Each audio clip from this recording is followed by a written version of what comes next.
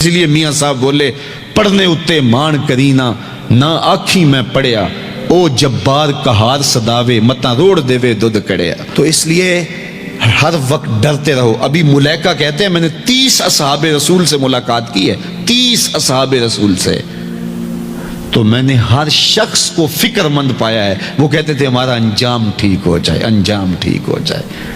حضرت سیدنا ابو بکر صدیق رضی اللہ تعالیٰ عنہ، جن کے بارے میں میرے رسول کی زبان سے لفظ نکلے ابو بکر فی الجنہ، ابو بکر جنتی ہے.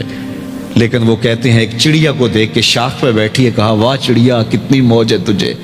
ایک شاخ سے اڑتی ہے دوسری شاخ پہ بیٹھ جاتی ہے، اور قیامت کے دن تیرا حساب بھی نہیں ہوگا.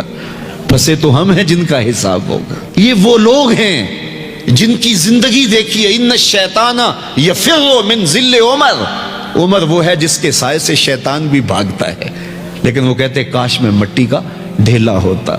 اللہ اکبر. حضرت عمر کہتے ہیں کہ اگر برابر سرابر بھی چھٹ گئے تو غنیمت جانیں گے، اگر برابر بھی چھٹ گئے تو پھر بھی غنیمت جانیں گے. یہ وہ لوگ ہیں جن کی زندگیاں تقوی سے عبارت تھی، اور اللہ کی خشیت جن کے سینوں کا نور تھا اور باطن کا سرور تھا. ہمارے بہت سارے معاملے اور بہت ساری خرابیوں کی جڑ یہ ہے کہ ہم نے اس دنیا کو اوڑھنا بچھونا بنا لیا. ایسے اس دنیا میں ہم زندگی گزار رہے ہیں جس طرح ہم نے اس دنیا سے کبھی جانا ہی نہ ہو. اس لیے دنیا کی بے رغبتی، دنیا کی بے رغبتی کا مطلب یہ نہیں ہے کہ ترک دنیا کیا جائے.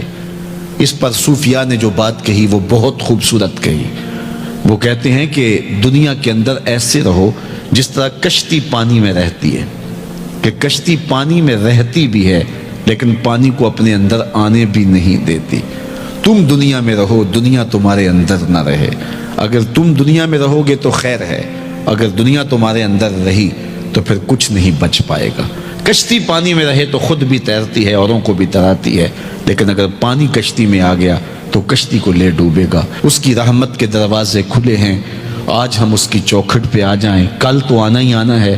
پھر جو کفن میں منہ چھپا چھپا کے آتے پھریں گے، کیا اچھا ہو کہ خود کھلے منہ سے اس کی رحمت کے دروازوں پہ آ جائیں. اس کی رحمتیں آواز دے رہی ہیں، یا ایھا الانسان، او بھاگنے والے انسان، او نسیان کے پتلے، او بھولے ہوئے، او بھٹکے ہوئے، راستہ چھوڑ کے جانے والے، مالک کی رحمت کی آغوش کو ترک کر دینے والے، آجا پلٹ کے. ما غرک بربک الکریم، آجا تیرا رب بڑا ہی کریم ہے. قبل اس سے وہ ماننے سے انکار کر دے، توبہ کا دروازہ بند ہو جائے، سورج مغرب سے طلوع ہو جائے، پھر بندہ ہاتھ کاٹے. کسی نے چیخ چیخ کے مجھے کہا تھا، کوئی رو رو کے ترلے منتیں کر کے مجھے کہتا تھا، میں اس کی بات کو نہ سنا. کاش کہ اس کی پکار کو سن لیا ہوتا، اس کی آواز پہ لبیک کہہ دیا ہوتا، اور میں اس کے ساتھ چل پڑتا، اور وہ مجھے انگلی تھام کر محمد عربی کی چوکھٹ پہ پہنچا دیتا.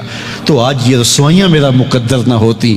صاحبو آؤ، کتاب رحمت آواز دے رہی ہے، کتاب رحمت تمہاری انگلی تھام رہی ہے اور تمہیں حضور کی چوکھٹ تک پہنچا رہی ہے. اور آمنہ کا لال تجھے اپنے دامن میں لے کے رب سے مغفرت اور بخشش کا پروانہ لے کے دے رہا ہے. مجرم ہو تو منہ اشکوں سے دھوتے چلے آؤ، آؤ در تواب پہ روتے چلے آؤ. دن میں 5 مرتبہ نماز مرد عورت پر فرض کی گئی ہے. دوسری چیز زکوٰۃ ہے. زکوٰۃ بھی اہم رکن ہے اور اس کا انکار کرنا بھی کفر ہے. اگر کوئی زکوٰۃ نہیں دیتا تو سخت گناہگار ہے، گناہ کبیرہ کا مرتکب ہے. پھر اس کے بعد روزہ آتا ہے اور حج آتا ہے. تو یہ دوسرا حصہ ہے دین کا. تیسرا حصہ دین کا معاملات ہیں. معاملات کے اندر ازدواجی زندگی ہے، نکاح ہے، طلاق ہے، خلا کے مسائل ہیں. اسی طرح کاروبار ہے، بیع و شراء ہے، اس کی شرائط ہیں. کاروباری شخص کے لیے ان کا سیکھنا ضروری ہے تاکہ وہ ان اصولوں کے ساتھ تجارت کر سکے. اسی طرح دیگر احکام ہیں، وہ سارے وراثت کے مسائل اس کے اندر آتے ہیں، اور بہت سارے مسائل آتے ہیں. تو یہ بھی دین کا ایک حصہ ہے. چوتھی چیز اخلاقیات ہیں، ہمارے رویے ہیں، ہمارے انداز ہائے زندگی ہیں. ہم نے ہمسائے کے ساتھ رویہ کیا رکھنا ہے، ہم نے ماں باپ کے آداب کی رعایت کیسے کرنی ہے، ہم نے بچوں کی تربیت کیسے کرنی ہے، ہم نے بولنا ہے تو ہمارا انداز تکلم کیا ہونا چاہیے، جھوٹ نہیں بولیں گے، چغلی نہیں کریں گے، غیبت نہیں کریں گے، کسی کا دل نہیں دکھائیں گے، اذیت نہیں پہنچائیں گے، کسی کے پرائیویٹ معاملات کے اندر دخل اندازی نہیں کریں گے۔ اسی طرح جو ہے وہ اور بہت سارے معاملے ہیں جن کا تعلق اخلاقیات سے ہے، اور دین حسن خلق کا نام ہے۔ قیامت کے دن جب نامہ اعمال میں عمل ڈالے جائیں گے، سب سے زیادہ جس عمل کا وزن ہوگا وہ حسن خلق ہوگا۔